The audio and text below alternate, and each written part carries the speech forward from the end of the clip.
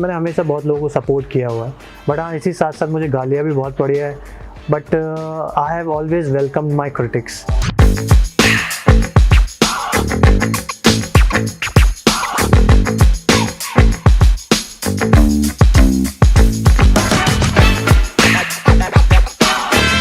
Start करते हैं simple question से।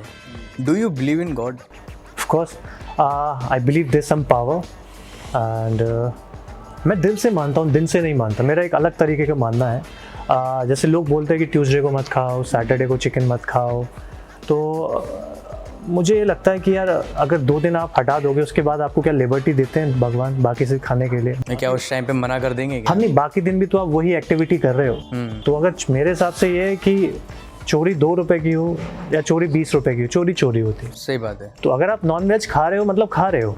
मुझे लगता नहीं है कि आपको इतना स्पेसिफाइड होना है या फिर उसको आपको इतना स्पेसिफाइड करना है कि ट्यूसडे को मत खाओ, क्योंकि Lord Hanuman is the superior, ऐसा तो मैंने कहीं सुना नहीं है।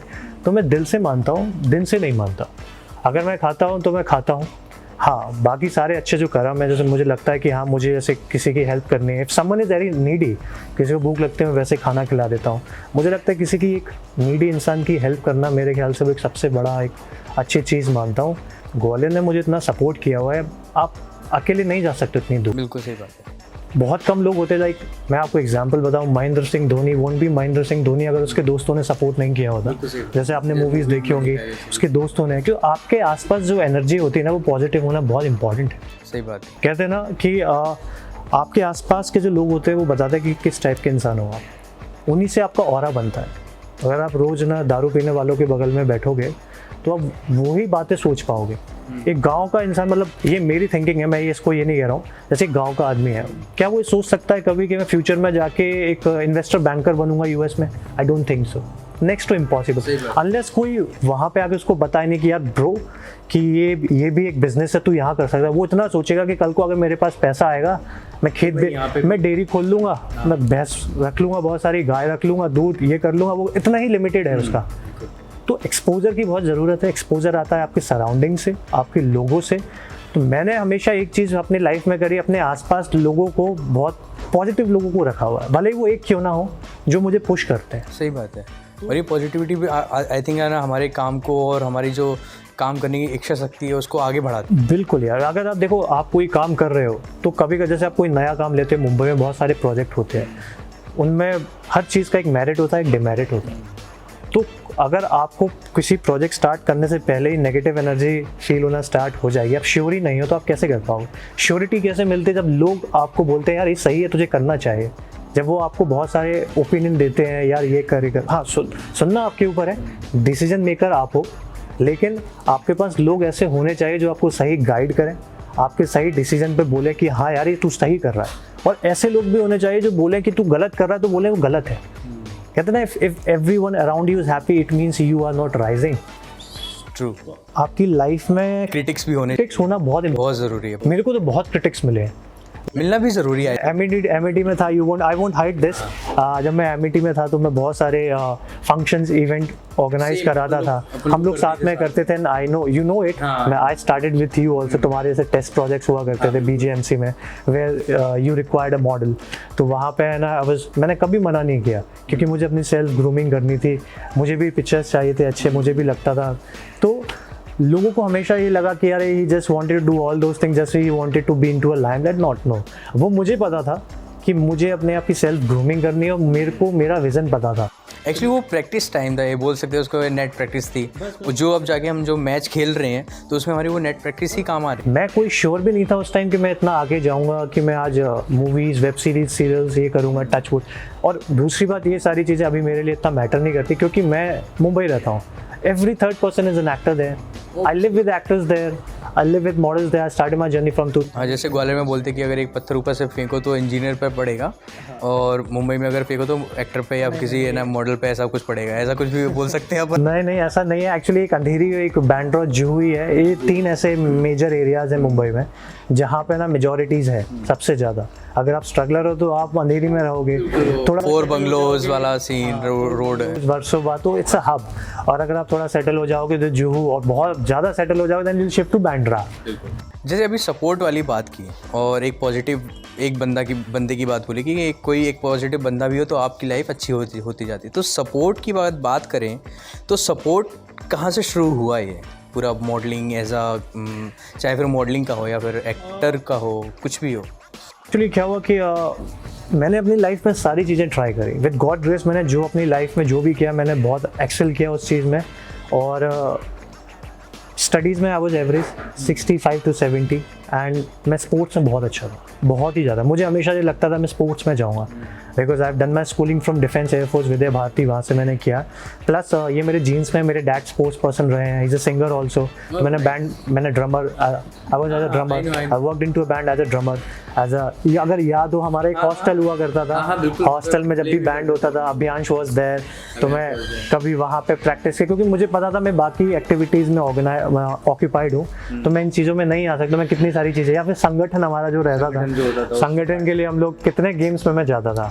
I was I think only least person जो कि मैं इतने सारे गेम्स में, बैडमिंटन में एज अ कैप्टन जा रहा हूँ, क्रिकेट में भी जा रहा हूँ। तो ये चीज़ मैं मानता हूँ जीन्स में मेरे है कि मेरे डैड बहुत अच्छे स्पोर्ट्समैन रहे हैं, एथलीट रहे हैं, मेरे ताऊजी रहे हैं, मेरे घर में जो मेरे बड़े ताऊजी वो सब बहुत, तो एक जीन्स में है। मेरी सिस्टर बहुत अच्छी सिंगर रही है, स्टेट सिंगर, तो मैं थोड़ा बहुत गा भी लेता हूँ। नहीं तो अभी थोड़ा बहुत हम गा के भी सुनेंगे आपको, ठीक है? वैसे तो सब पड़ा हुआ है यूट्यूब पे, आप देख सकते हैं। एंड मैंने ड्रम में भी एज ए ड्रमर भी काम किया। फिर स्पोर्ट्स मुझे छोड़ना पड़ा, मैंने नेशनल तक बैडमिंटन खेला, नेशनल फुटबॉलर रहा मैं मध्य प्रदेश टीम का एज ए गोलकीपर। इंजरीज़ हुई मुझे, सबसे ज़्यादा स्पोर्ट्स मेरे को इंजरीज़ ने छुड़वाया, प्लस मेरे डैड ने। I was very furious, very passionate कि ब्लीडिंग हो रही है, खेल रहा हूँ, मेरे डैड ने देखा और उन्होंने लास्ट मोमेंट पे कंसेंट फॉर्म पर साइन ही नहीं किया। लेकिन मैं इतना खुरापाती कि मैं दोस्तों से पापा के फर्जी सिग्नेचर करवा लेता था एंड अपने टीचर के। ये आई थिंक ये है ना सिग्नेचर वाला सीन, तो आई थिंक मोस्टली लोगों ने करा ही होगा। मैंने भी कई बार स्कूल टाइम में किया है, टचवुड मैंने कॉलेज में कभी नहीं हुआ और ऐसा होने भी नहीं दिया कॉलेज ने भी। मैं भी अच्छा रहा कि कॉलेज में अच्छे से मार्क्स आते रहे मेरे, लेकिन स्कूल में ज़रूर 1-2 बार ज़रूर किया है मैंने तो बहुत मतलब मैं बता नहीं सकता हूँ। मैं खुद पापा के साइन करना सीख गया था। मेरा एक फ्रेंड था ध्वज भदौरिया करके, तो एयरफोर्स में मेरा बैच, वो उसकी कैलीग्राफी बड़ी अच्छी थी। तो उसको मैंने दिखाया, वो फीस रिसिप्ट मिलती थी, तो मैंने उसको बताया, मैंने कहा यार ये करना है और कर दे। इनिशियल मैंने कहा लास्ट मोमेंट में देख लेंगे, भाग जाएंगे अपन स्टेशन पे सर के पास, बैग वैग उठा के पापा क्या कर लेंगे। लास्ट मोमेंट में कितने गेम्स तो मैंने ऐसे खेले हुए लास्ट मोमेंट पे, क्योंकि क्या होता प्री बोर्ड्स आ जाते थे, प्री बोर्ड्स में क्लास टीचर पीछे पड़ जाती थी पापा के, ये पढ़ नहीं रहा है, ये इसको स्पोर्ट्स में मत भेजो, ये मत करो, वो करो। फिर सडनली क्या हुआ कि ग्वालियर में आई डोंट नो, थोड़ा फेसबुक पे इस टाइम लिस्ट है, आया था 2010 में मेरा, आई थिंक मैं अभी भी फेसबुक, आई थिंक मैंने 2010 में फेसबुक ज्वाइन किया है। तो वहाँ पे एक ब्रांड हुआ करता था, ग्वालियर का लोकल ब्रांड है, एक डेनिसन करके एक ब्रांड है। सो अश्वनी, हाँ अश्वनी करके, उनके डैड मेरे ख्याल से यहाँ पे जीवाजी क्लब में उस टाइम चेयरमैन थे या फिर सेक्रेटरी थे। तो अश्वनी अप्रोच्ड मी कि मेरा एक लोकल ब्रांड है, and Mitendra was also there, Mitendra Darshan Singh was also there, he hired वो उसके मेरे ख्याल से सिंधिया का बैचमेट रहा है। तो ये अप्रोच भी उसने कहा कि यार मुझे एक शूट करना है and you have a good face, मुझे ऐसा लगता है कि लेट्स शूट। उसने उस टाइम मुझे कुछ वो मितेंद्र, हाँ इजना उस टाइम पे बड़ा मतलब मॉडलिंग में एक्टिव था, तो आई थिंक अभी पॉलिटिक्स में आ गया है वो। तो मैंने कहा okay fine, I was excited. तो मैंने शूट वूट किया, कुछ पिक्चर्स वो स्नैपडील और ये मिंत्रा पे अप्रोच हुए। तो जब मैंने देखा, for me I was a very fresher there, तो वहाँ से ना मुझे बड़ा अच्छा लगा, मैंने देखा दो इट्स नथिंग नाउ, क्योंकि मुझे पता है वो कुछ भी नहीं है, कोई भी आपका लोकल ब्रांड है, आप करके डाल सकते हो। बट वो क्या है, वहाँ से मुझे एक स्पार्क मिला, एक पुश मिला, मुझे अच्छा लगा यार, people started admiring for something, तो यार ये कुछ करना चाहिए। तो वहाँ से ना मेरे अंदर थोड़ा सा आया। फिर मैं कॉलेज में ऑटोमेटिक रैम्प वॉक करने लगा, सारी चीज़ें पहले मैं खुद किया, खुद मैं मेरे ख्याल से मिस्टर फ्रेशर तो नहीं बन पाया था फर्स्ट ईयर में, मैं आई थिंक बेस्ट पर्सनालिटी मुझे मिला था, याद है, बरखा और मुझे। फिर क्या होता है, फिर एक लेवल पे मुझे कॉन्फिडेंस आने लगा, फिर मैं थोड़ा स्टबन हो गया कि नहीं, क्योंकि क्या होता है ना, जब फैशन शोज होते हैं तो पॉलिटिक्स बहुत चलती है, बहुत ज़्यादा, बहुत आपके पास सिफारिश आती है कि सर ये कर दो, बहुत just because of this politics ना। मैंने कभी ये जो मॉडलिंग शोज़ जितने भी कॉलेज में होते थे, इन सब में मैंने पार्टिसिपेट नहीं किया। मैं इस जैसे, क्योंकि बहुत सारी चीज़ें होती है फैक्टर, मैंने ठीक है मैं म्यूज़िक में हूँ, मैं अपना बैंड संभालूंगा, वही करूँगा, अदरवाइज़ और कुछ नहीं करने वाला होगा। हाँ, तो एक तो यू नो एक डिपार्टमेंट्स की कितनी पॉलिटिक्स होती है कि हमारे डिपार्टमेंट का बच्चा जीतना चाहिए, चलना चाहिए। तो हर डिपार्टमेंट क्या है, मेरे साथ बड़ा अच्छा रहता था कि उनको पता है कि इसको कंट्रोल में ले लो, ये सारी चीज़ें अच्छे से करते हैं, क्योंकि लास्ट मोमेंट पे एक मेरा भी फाइनल जजमेंट जाता है। बट मैंने देखा जो मैं जजमेंट दे रहा हूँ वहाँ जाके लास्ट मोमेंट पे चेंज हो के पूरा सिनेरियो ही चेंज हो जाता था। तो फिर मैं समझ गया कि फ़ाइन ठीक है, ये करने का यहाँ पे ना इतना ऑनेस्ट रहने का कोई मतलब नहीं है, अपनी सेल्फ ग्रूमिंग करो। बट हाँ, ऐसा नहीं है, मैंने सबको बहुत अच्छे से सिखाया। मुझे लगता था कि ये अगर बंदा एक्चुअली में सीखना चाहता है और इसके अंदर वो स्पार्क है, वो ललक है सीखने की कि इसको एक्चुअली में कुछ करना है, मैंने हमेशा बहुत लोगों को सपोर्ट किया हुआ है। बट हाँ, इसी साथ साथ मुझे गालियाँ भी बहुत पड़ी है, but I have always welcome my critics. I think उन्हीं की वजह से मैं काफ़ी मेंटली स्ट्रॉन्ग रहा हूँ। आई थिंक क्रिटिक्स होना बहुत ज़रूरी है। ऑफ कोर्स होना बहुत ज़रूरी है, लेकिन पॉजिटिव क्रिटिक्स होना बहुत इंपॉर्टेंट है। पॉजिटिव तो देखो आपको मिलती ही रहेंगी, आपको कोई ना कोई देते ही रहेगा। कि सपोज हम if I am calling you Aarush यार तुम ये काम बहुत अच्छा कर रहे हो, तो पॉजिटिव तो मिलने ही मिलने। लेकिन जो अगर आप क्रिटिक बोल रहे हैं कि ये नहीं करना चाहिए या फिर ऐसा नहीं होना चाहिए, तो वो इंपॉर्टेंट बहुत ज़्यादा है। क्योंकि मैं ऐसी तरह से सीखता हूँ। मैं तो लोगों को ये भी नहीं बोलता कि तुम मेरे बारे में अच्छा बोलो, मेरे के बारे में बुरा बोलो, ताकि मैं वो जो बुराइयां हैं वो ख़त्म करके वो और नई चीज़ों को मैं ईजाद कर पाऊँ अपनी लाइफ में। तो ये इंपॉर्टेंट बहुत अच्छी चीज़ होती है। तो ऐसे धीरे धीरे स्टेप बाय मेरे लाइफ में कॉन्फिडेंस ऐड ऑन होता गया। वही है, मैं ये नहीं कहता सक्सेस पाने का कोई एक ही रास्ता है, जैसे लोग बोलते हैं सुबह उठो, सही बात है। लेकिन सक्सेस पाने के लिए मेरे ख्याल से एक है कि you have to be determined. उस चीज़ को पाने के लिए जितना टाइम चाहिए उतना आप दो। चाहे आप रात को दो, दोपहर में दो, सुबह जग के दो, या बिल्कुल ही मत सो, या पूरी रात भर एकदम सो के भी आ रही है तो फिर ठीक है। लेकिन जितना चीज़ वो मांग रही है, जो चीज़ जितना डिमांड कर रही है स्ट्रगल, अब वो चीज़ उसको दो। बहुत सारे लोग हैं मुझसे ग्वालियर में मुझसे पूछते हैं सर हमें एक्टिंग करनी है, मॉडलिंग करनी है। मैं उनको कभी गाइड नहीं करता। क्यों? What have you done till now? क्या आप मुंबई गए? क्या देखा? क्या आपने स्ट्रगल किया? आप स्ट्रगल कर नहीं रहे हो। आप ये बोल रहे हो मुझे प्यास लगी है, लेकिन मैं कुएं के पास नहीं जाना चाहता। कोई ग्लास उड़ता हुआ आए और मेरे हाथ में ऐसे मुझे ऐसे पिला दे, वो तो कभी पॉसिबल ही नहीं है। मतलब सामने खाना रखा हुआ तब तक आप हाथ नहीं बढ़ाएंगे, कुएं के पास ही जाना पड़ता बिल्कुल है। सही बात है। तो मुझे भी याद ये बुजुर्गों ने कहावतें बहुत अच्छी बनाई हैं। बिल्कुल यार, सही बात है। मैं और आप दूसरी बात मेरा एक और है, कभी भी किसी के ये मैंने पर्सनल मेरा एक्सपीरियंस है, किसी के एक्सपीरियंस से मत जाओ। कि किसी ने बोला कि बेटा वहाँ गड्ढा है तो मत जाओ, आपका ये एटीट्यूड है, कोई बात नहीं। आपने बताया thank you, I will be aware, मुझे जाके वहाँ देखने दो। मे भी आपके लिए क्या पता आप नहीं पार कर पाए, आप डर गए हो, क्या पता मैं पार कर जाऊँ। तो ऐसे बहुत सारे लोगों ने मुझे, जब मैं ग्वालियर से जा रहा था, बेटा सुंदर लड़कों की कमी नहीं है, ये नहीं है, मैं ये नहीं कह रहा I am very handsome, they are fucking handsome boys in Mumbai. इधर उधर लाइक यू कम टू लोखंड वाला, ऐसी पर्सनालिटी के लोग आते हैं, ऐसे लोग आते हैं यार। कभी बार मुझे भी लगता है, लेकिन क्या होता है जब मेरा स्टार्ट सिलेक्शन हुआ टीवीसीज में, एक टीवीसी के ऑडिशन के लिए मिनिमम 250 लोग आते हैं, 250-300। मैं वो लाइन देखी है, 4 बंगलोज के पास में लाइन लगते हुए। मैंने इवन कोई लॉटरी का टिकट बट रहा है अंदर। प्रोडक्शन हाउस के साथ मैं काम करता, एक बार वहाँ पे ऑडिशन था। आई डोंट थिंक कि वहाँ पे कम से कम 300 से 400 लोग थे वहाँ पे मॉडल्स एंड ऐसा भी है जैसे आप घर से कोई भी कास्टिंग आ गई, सूट पहन के जाना है, आज आपको है ना सूट कैरी करके लेके जा रहे हो, वहाँ पे खड़े हो लाइन में, धूप लग रही है, भीड़ खड़ी है और फेवरेटिज्म चल नहीं रहा है वहाँ पे सबके लिए। फ़ोन आज फिर मैंने समझा एजेंसीज़ रहती हैं, एजेंसी के साथ टाइप होना इंपॉर्टेंट है। एजेंसीज़ का डायरेक्टली कास्टिंग डायरेक्टर को फ़ोन कर देते हैं, वहाँ थोड़ा फेवरेटिज्म मिल जाता है कि एक हमारा मॉडल आ रहा है, आप उसको प्लीज़ अंदर ले लेना, उसको कास्टिंग करके उसको भेज देना, उसको 2 जगह और जाना। I gave more than 5 audition, 5 audition एक पूरे दिन में बहुत होता है। एक ऑडिशन 3 या 4 घंटा ले जाता है। फिर आप अंदर जाके बैठोगे, आपको स्क्रिप्ट देंगे, आप पढ़ोगे, आप विजुअलाइज करोगे, फिर आपको वो रिकॉर्ड करेंगे ऐसे ही हैंडी कैम लगा के प्रॉपर।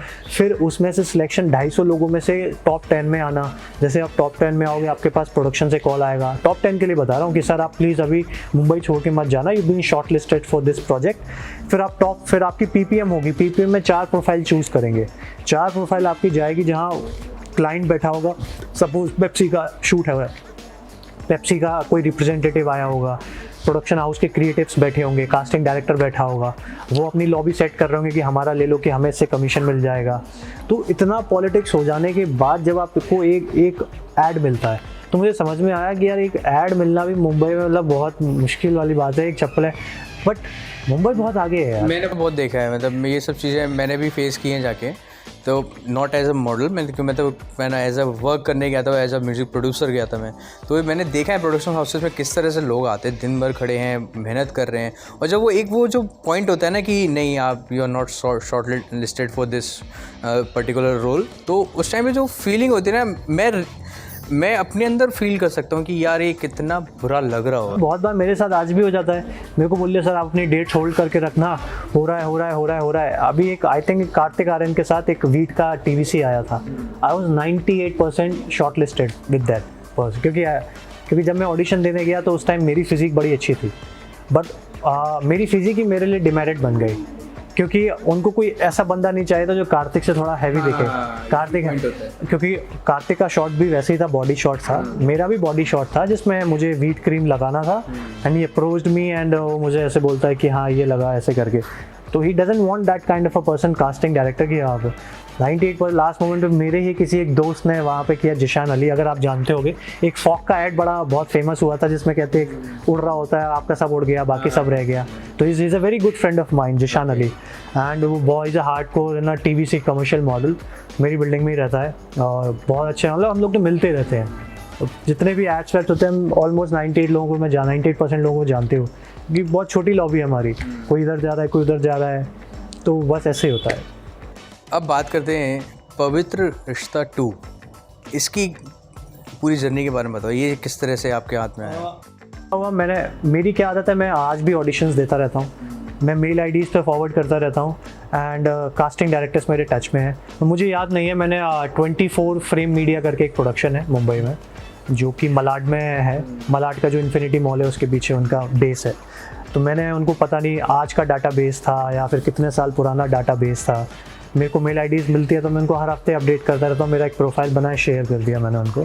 सो आई थिंक मैं किसी शूट के लिए चेन्नई कोचिन जा रहा था, तब मुझे उनका फ़ोन आया कि hi sir, I am from the 24 production media and sir there is a script, you been short listed for, उन्होंने मुझे उस टाइम कुछ बताया नहीं, पवित्र रिश्ता है कि एक नेगेटिव कैरेक्टर का शो है, लीक नहीं करते हैं कभी भी वो मुंबई में, तो आप इसके लिए ऑडिशन देना चाहेंगे? मैंने कहा आप मुझे स्क्रिप्ट भेज दीजिए, उन्होंने कहा कि पैरेलल लीड है, नेगेटिव लीड है और अच्छा है, आपका लुक जा रहा है, प्रोडक्शन से मुझे फ़ोन आया है कि एक बार इस बंदे का टेस्ट कीजिए, तो मैंने उनको भेजा, तो उनका मेरे पास 2 या 3 दिन में रिवर्ट आया, तो उन्होंने बोला कि सर आपका हो गया है, आपका क्या बजट रहेगा, तो उन्होंने जो मुझे बजट कोट किया वो बहुत ही कम था, और उससे पहले भी मैं हनीमून 2 कर चुका था ग्वालियर में शूट एज अ लीड, और माया फोर्स शूट कर चुका था, वेब सीरीज़ सुपर 30 0 कर चुका था मैं, और एल्बम्स कर चुका था, प्रिंट मीडिया तो मैं बहुत ही कर चुका था, मतलब TVCs कमर्शियल, तो मैंने कहा मैं इस बजट पे तो नहीं कर पाऊँगा, बिल्कुल नहीं कर पाऊँगा, मैंने अभी ये प्रोजेक्ट्स है मेरे, आप देख लीजिए।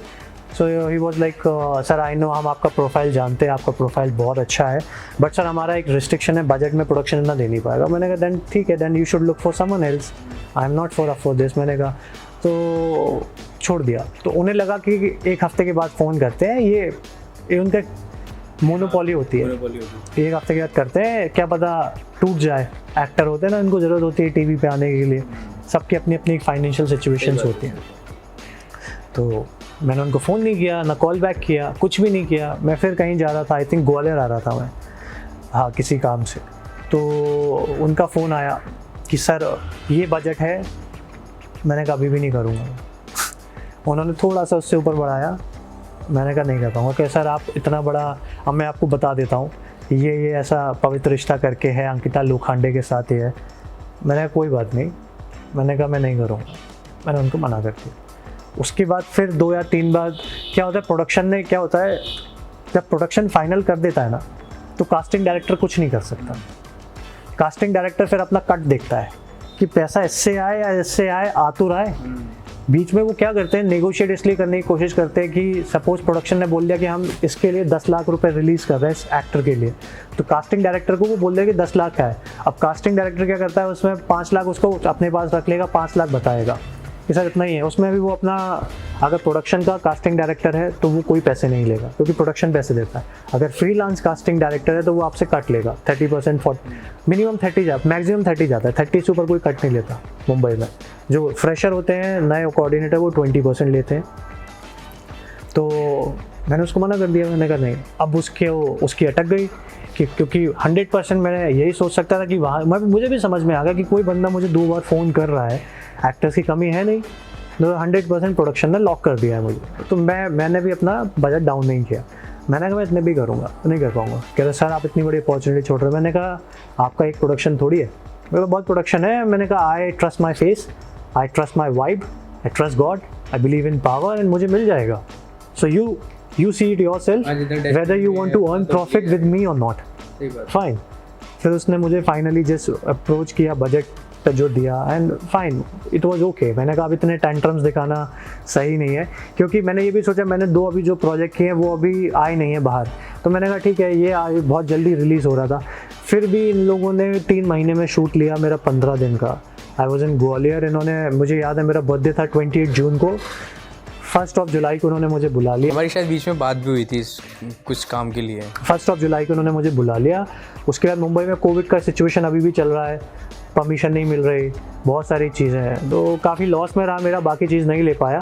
बट ठीक था, होता चलता रहता है प्रोडक्शन में अप एंड डाउन। फिर इतने सारे एक्चुअली क्या था पवित्र रिश्ता में ना, इतने सारे आई थिंक सारे मेजर एक्टर थे, जितने भी नोन फेसेस हैं, अंकिता लोखंडे, शहीद शेख, विवेक दहिया, जो इनका क्या नाम है, नाम भूल गया हूँ मैं, एक्ट्रेस है बहुत, दिव्यांका त्रिपाठी उनके हस्बैंड है विवेक दहिया, फाइन।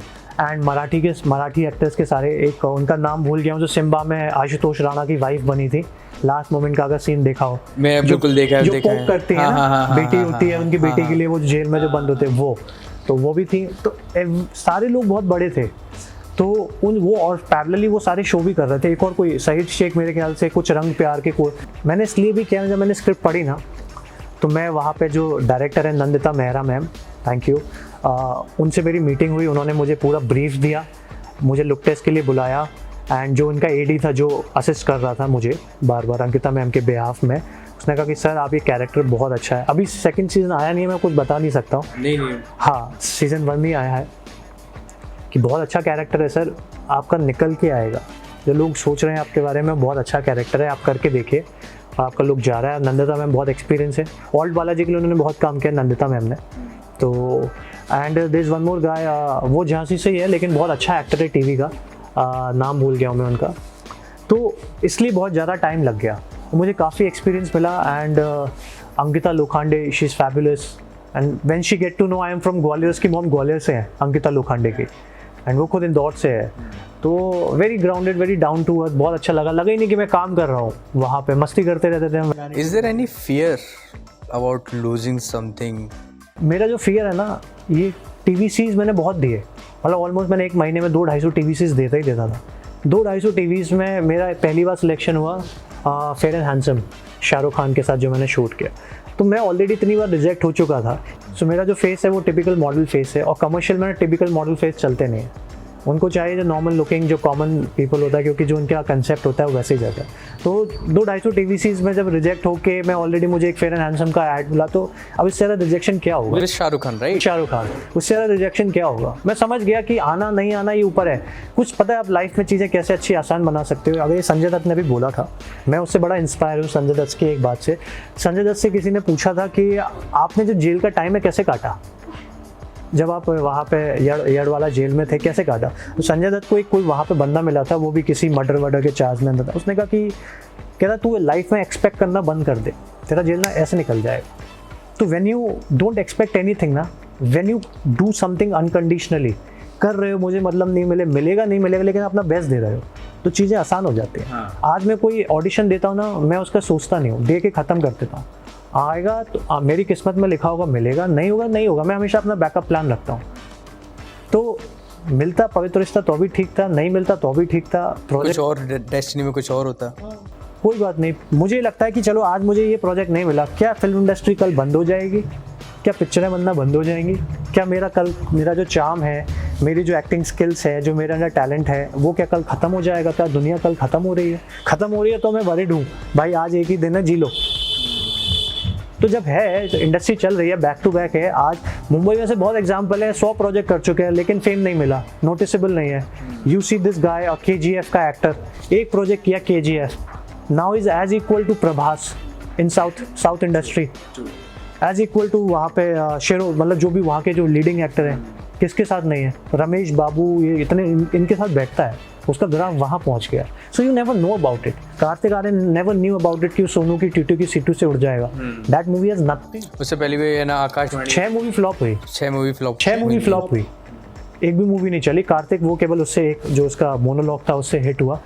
प्यार का पंचनामा 1 चली, 2 फ्लॉप हुई, आकाशवाणी फ्लॉप हुई, गेस्ट इन लंदन फ्लॉप हुई, बहुत सारी मूवीज उसकी, हाँ ठीक है, लेकिन सोनू की टीटू में कुछ ऐसा था ही नहीं, कुछ भी नहीं था कि उसको इतना ऐसे करके, बट किस्मत थी। तो ये तो एक ये ना it's a gambling thing. Mumbai पैसा लगाया, स्टॉक भूल जाओ। What do you think, like there are so many people who wants to do modeling or acting and they are from Gwalior, but यहाँ पे इतना स्कोप है नहीं, यहाँ पे मतलब स्कोप क्या देखा जाए तो कुछ भी नहीं है। तो किस तरह से तुम देखते हो ग्वालियर की इस लाइफ को? देखो क्या होता है, आप जब भी कभी स्विमिंग आती है आपको? थोड़ी बहुत आती है। मैं अच्छा स्विमर रहा हूँ, ट्रायथलॉन खेला हुआ है मैंने, और मैंने बहुत सारे लोगों को देखे। मेरे टीचर है सचिन पाल सर, जिनकी वजह से मैंने आज सारी चीज़ें सीखी यहाँ पे। तो जब आप किसी एक अच्छे ट्रेनर के पास जाओगे और आपको स्विमिंग नहीं आती, तो सबसे पहले आपको डीप में उठा के फेंकेगा, डीप में तक, ठीक है, वो देखेगा, तब तक आपको नहीं बचाएगा जब तक आप डूबने की हालत में ना हो। जब तक आप हाथ पैर मारोगे नहीं खुद से, आपके अंदर का फियर नहीं निकलेगा। तो मैं वही कहना चाह रहा हूँ, आप कैसे स्विमिंग सीखोगे? डर हटाना बहुत इंपॉर्टेंट है। तो सबसे पहले आपको डर हटाना है, सबसे पहले आपको मुंबई जाना है। लोग दिल्ली से बैठ के काम कर रहे हैं, ग्वालियर से बैठ के, अरे जिस चीज़ की जहाँ ज़रूरत है वहाँ जाओ ना। आप पहले वहाँ जाओ, देखो, आपके 10 कॉन्टैक्ट वैसे ही बन जाएंगे। आप आराम नगर जाओगे, मेरे को बताने की ज़रूरत ही नहीं पड़ेगी, मेरे को किसने हेल्प कर दी, किसी ने हेल्प नहीं करी। लेकिन मेरा पहला स्टेप ये था कि हाँ। दूसरी बात, मेरा एक और मानना, लाइफ में आप जब भी आप एक्स्ट्रा ऑर्डिनरी चीज़ कुछ करोगे ना, कुछ आउट ऑफ द बॉक्स जाके करोगे, दुनिया आपको हमेशा क्रिटिसाइज करेगा। ये हमें आज से नहीं, लेजेंडरी लोगों का आप एग्जाम्पल उठा के देखो, Albert Einstein, Abraham Lincoln, APJ Abdul Kalam. क्योंकि क्या है, क्योंकि जो उन लोगों ने चीज़ें सोची वो लोगों की विज़न के बाहर थी। लेकिन जब आप रिजल्ट देना स्टार्ट करते हो ना, दुनिया आपके साथ फ्लो में बहना स्टार्ट हो जाए। अरे मुझे पता था वो बचपन से अलग बैठता था, उसका तो बात ही अलग थी, मुझे पता था वो बनेगा, ये चीज़ होती है। अब ये नेक्स्ट क्या क्या प्रोजेक्ट्स होने वाले हैं अपने? वो मैं लीक नहीं कर पाऊँगा अभी क्योंकि क्या होता है, मुंबई में अप्स एंड डाउन्स बहुत होते हैं। तो जब तक कोई प्रोजेक्ट फुली फ्लेज होके प्रॉपर बन के बाहर नहीं आ जाता, जैसे मूवी शूट हुई, मेरे 2 प्रोजेक्ट तो स्क्रैप हो गए मेरे, जैसे अभी हनीमून 2 करी, अभी लास्ट मोमेंट पे 4 या 5 दिन की शूटिंग रह गई है। तो बहुत सारी चीज़ें होती है। तो मैंने एक चीज़ सीखी कि अभी जो मैंने अभी साइन किए हैं, अब मूवी बनने के बाद भी वो कब रिलीज़ हो रही है, क्योंकि क्या होता है, कभी कुछ चीज़ें हमारे हाथ में नहीं है, डायरेक्टर्स और प्रोड्यूसर के बीच में डिस्प्यूट हो गया, अब उसमें एक्टर क्या करे? पैसा लगाने वाले वो हैं, रिलीज़ करने वाले वो हैं, किस लेवल पर रिलीज़ कर रहे हैं, ये चीज़ है। तो बहुत अच्छे प्रोजेक्ट्स हैं मेरे, अगर टचवुड हो जाएगा, I came in touch with you also, Gwalior impact, तो मैं इन्फॉर्म कर दूंगा, you are in touch with me. तो ठीक है, बट है अच्छे प्रोजेक्ट हैं, मैं भरोसा दिला रहा हूँ, अच्छे प्रोजेक्ट हैं। तभी मैं अभी ग्वालियर कुछ टाइम के लिए आया हुआ हूँ, एंड वो मेरे ख्याल से अभी दिवाली में थोड़ा काम लो हो जाता है, शूटिंग नहीं होती है, क्योंकि मुंबई में आदमी फकडअप हो जाता है थोड़ा सा, है ना, जनवरी से लेके इस टाइम तक काम करते हैं। एविटी का कोई अच्छा एक्सपीरियंस अभी तक, मतलब 3 साल 4 साल 5 साल का आई थिंक आर्किटेक्ट है, हाँ, तो 5 साल के अंदर कोई भी अच्छा मेरा सबसे अच्छा एक्सपीरियंस तो यही रहा है। मैं बड़ा एक्साइटेड रहता था जब फेस्ट होता था, क्योंकि मैं बहुत दिल से करता था चीज़ें। 3rd ईयर की बात है ये, और मैं ऑडिटोरियम में बैठा था ऋत्विक और प्रेम के साथ में, हाँ, and you suddenly came to me and you started checking out my chest and all. उस टाइम में मैं भी है ना वर्कआउट करता था, जिम में जाता था मैं। अच्छा, जो आपके कॉलेज में जिम थी, थोड़ा बहुत है ना उस टाइम में जो, मैं तो बाहर जाता था। अच्छा, हाँ, ओके। तो मतलब उस टाइम पे अपन लोग थे कि हाँ बॉडी बिल्डिंग कर रहे हैं उस टाइम में, मतलब मैं इतना था कि मैं परफेक्ट दिखने लग गया था उस टाइम में। तो started checking out my chest and all, okay. तो सडनली तो डायरेक्टली बोला, इस बार तू रैंप पे जा रहा है वो मशाल लेके। मैंने कहा भाई क्या एकदम से कुछ मत बोल। नहीं, मैंने बहुत ऑडिशन लिए थे लोगों के। एक्चुअली क्या था, वो मशाल वाला ना, एक्चुअली मेरा कंसेप्ट नहीं था।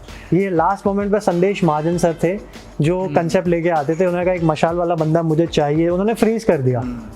क्योंकि मेरा ऐसा कोई वो नहीं था कि मैंने कहा सर ये बताओ स्टेज पे मशाल लेके क्या करने का वो है, मैंने नहीं मुझे मशाल वाला बंदा चाहिए तो चाहिए, मुझे नहीं पता, मुझे पता तू कर लेगा लास्ट मोमेंट पे। तो मेरा एक ऐसा परसेप्शन क्रिएट हो गया था अनिल वशिष्ठ सर से, मैंने मुँह से सुना है कि बोलते सर, कोई उनको बोला सर ये एक्चुअली ना लास्ट मोमेंट पे डीजे वाले ने ये कर दिया, स्टेज छोटा बना, हमें स्टेज छोटे का तो हमेशा अपना नाटक, मैंने जब भी जितना एक उनको डायमेंशन दिया है कि मुझे बड़ा स्टेज चाहिए, आगे का रैंप लंबा चाहिए, 30x60 तो होना ही चाहिए रैंप। और आप क्या, हमारा जो रैंप टी में बनता था, टी शेप में बनता था, तो आगे का जो रैंप जो हमारा जो रहता है, रैंप जो लंबा जो प्लेटफॉर्म है वो थोड़ा लंबा होना चाहिए, वो आगे जाके इतना छोटा खत्म हो जाता है, सिमेट्री बन भी नहीं पाती, फॉर्मेशन भी नहीं हो पाती, फिर क्या होता है वहीं से आपको टर्न सर्कल लेना है तो बहुत मुश्किल हो जाता है। तो संदेश महाजन सर जी ने मुझे लास्ट टाइम बहुत चीज़ों में फ्रीज किया है कि ये करना ही करना है, मुझे नहीं पता तू कर लेगा, अब तू जैसे करना है तू कर ले। आई थिंक है ना, वो जो चैलेंजेस जो मिलते थे वो चैलेंजेस को पूरा करने में भी बहुत कुछ है ना मिल जाता है सीखने को। हाँ, अरे वीसी सर भी मुझे जानने लगे थे, तोमर सर जो थे, डीन सर थे, डीन एकेडमिक्स, वो भी मुझे वो तो जानते भी हैं मुझे, तो सब जानने लगे थे मुझे कि हाँ ये है इस चीज़ में ये कर लेगा, और एक रेपुटेशन थी, बहुत अच्छी रेपुटेशन थी मुझे, और मेरी एक सबसे अच्छी थी, मैं कभी भी किसी भी पोजीशन के लिए नहीं खड़ा हुआ, सेक्रेटरी इन सारी चीज़ों के लिए, क्योंकि मुझे लगता था पर उसमें भी है ना बहुत सारी मैं खड़ा ही नहीं हुआ। अभियांश बड़ी मुश्किल से मेरे ख्याल से वो सेक्रेटरी बनाया था उसको, मुझे आज भी याद है, और कुछ इशू हो गया था, आई थिंक कुछ पंगा वंगा हो गया था, मैं बीजेएमसी में बैठा हुआ था, तो संदेश सर ने मेरा एग्जांपल लिया, लुक एट दैट गाय, उसने बोला कि this guy has no post, still he is working there, fully fledge होके पूरा काम करता है, ये करता है, तो मैं कुछ टाइम में पावर मिला, I never misused my power.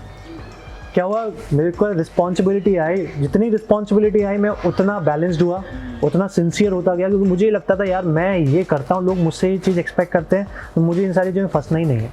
तो मैंने लोगों से थोड़ा इंटरेक्शन कम किया, एक ऑरा बनाया, एक ऑरा होना बहुत इंपॉर्टेंट है, अब बहुत इंपॉर्टेंट है, आप उन्हीं लोगों से अपने थॉट शेयर करें, उन्हीं पे अपनी बातें खर्च करें जो उनको अप्रिशिएट करते हैं, जो एडमायर करते हैं। अगर 10,000 लोगों को ये बातें बोलते जाएंगे और सुन के वो कान से निकाल देंगे तो आपकी बात की वैल्यू नहीं है।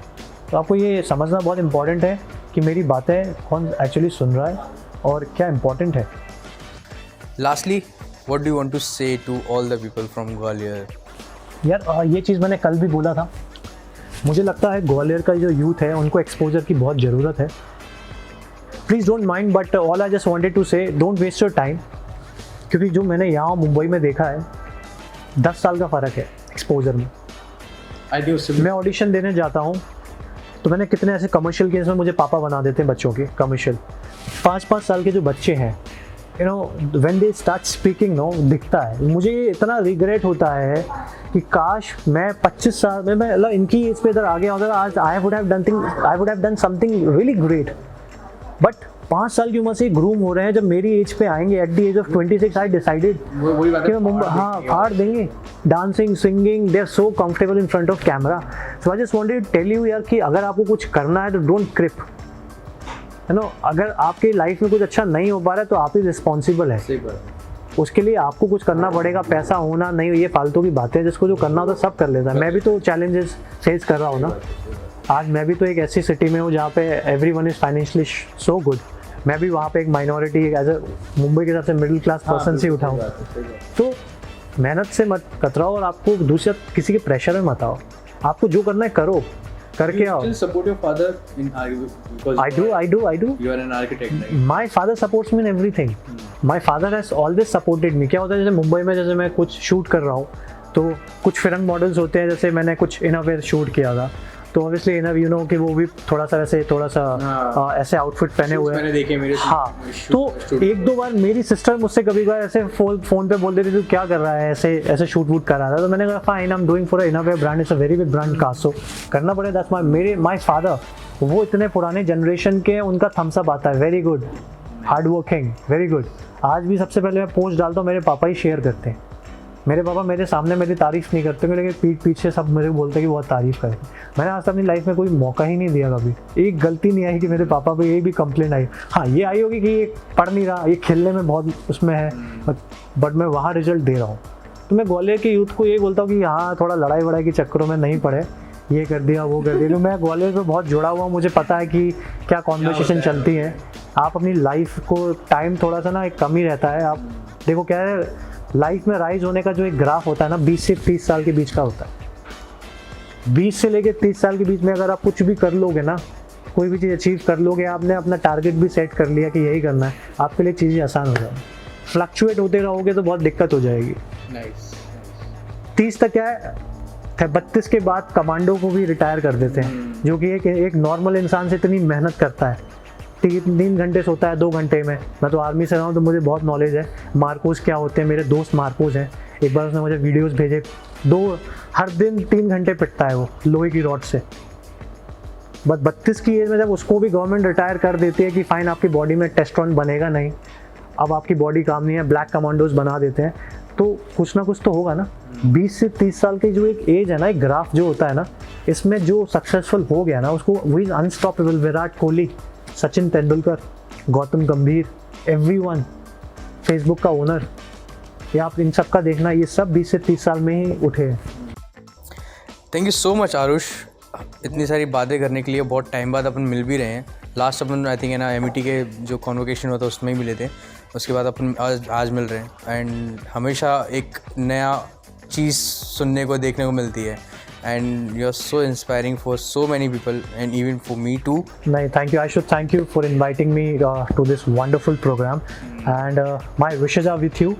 बहुत अच्छा स्टार्टअप किया है। आई थिंक ये बहुत क्रिएटिव स्टार्टअप है। मैं यूजली ग्वालियर में ये सारी चीज़ें करता नहीं हूँ, बट मैंने जब अभी का कंसेप्ट सुना, आई थिंक अभी नहीं, मेरे ख्याल से जब मैं पवित्र रिश्ता की शूटिंग करना स्टार्ट जा रहा था, जब मुझे बताया, मुझे तभी अच्छा लगा। मेरे ख्याल से एक ऑफर भी मैंने बोला था कि जो भी अपडेट्स होंगे I will keep on updating you. तो काफ़ी अच्छा एक क्रिएटिव कंसेप्ट है। मुझे बहुत अच्छा लगता है जो मेरे सर्कल के जो लोग हैं, मैं उनको इंस्पायर करूँ, because I saw that zeal in you know. इसलिए मुझे भी लगता है कि यार मैं कहीं ना कहीं ऐसे, अगर मेरे थ्रू किसी इंसान की हेल्प हो सकती है, I am always there for them. So if you ever need me, I'm always there for you. अभी we are like a family. Fine. चलो. जो भी अगले शूट्स होने वाले हैं, जो Done. Please let us know about it. हाँ, thank you so much Aarush, and just be with us, we are all impact. Thank you.